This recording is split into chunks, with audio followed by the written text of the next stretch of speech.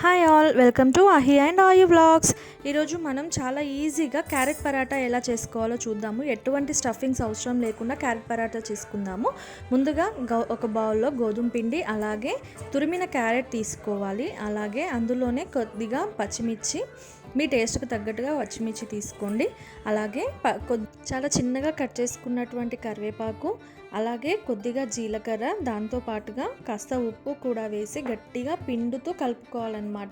మనకి వాటర్ అనేవి ఎక్కువగా యూజ్ చేయకూడదు. ఇందులో క్యారెట్లో నుంచి వచ్చే వాటర్తోనే పిండిని గట్టిగా చపాతీ పిండిలాగా కలుపుకోవాలన్నమాట.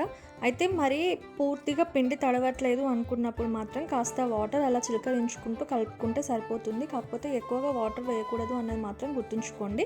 అయితే ఈ క్యారెట్ పరాటాని చిన్నపిల్లలు అయితే చాలా ఎక్కువగా ఇష్టంగా తింటారు. ఎందుకంటే క్యారెట్ కాస్త తీయగా ఉంటుంది కదా, పిల్లలు అయితే ఇష్టంగా తింటారనమాట. ఏముంది, తర్వాత పిండిని పూర్తిగా కలుపుకున్న తర్వాత ఒక 15 నిమిషాల పాటు పక్కకు పెట్టండి. తర్వాత నానిన పిండిని చపాతీ ఇలాగా ఒత్తుకొని కాల్ చేసుకుంటే సరిపోతుంది. మీ ఇష్టం అండి. దీన్ని నెయ్యితో కానీ, బటర్తో కానీ, నూనెతో కానీ, దేనితో అయినా కాల్చుకోవచ్చు అనమాట.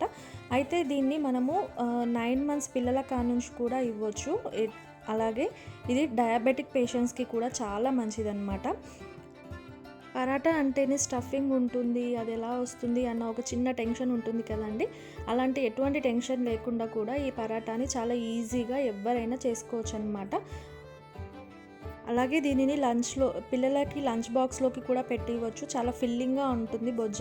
అలాగే ఇది బ్రేక్ఫాస్ట్లోకి కూడా తీసుకోవచ్చు అనమాట. మీకు దీనికి కాంబినేషన్గా మామిడికాయ పచ్చడి కానీ, లేదంటే పెరుగుతో అయితే చాలా బాగుంటుందండి. మీరు కూడా ఒకసారి ట్రై చేసి క్యారెట్ పరోటా ఎలా ఉంది అనేది నాకు ఖచ్చితంగా షేర్ చేసుకోండి.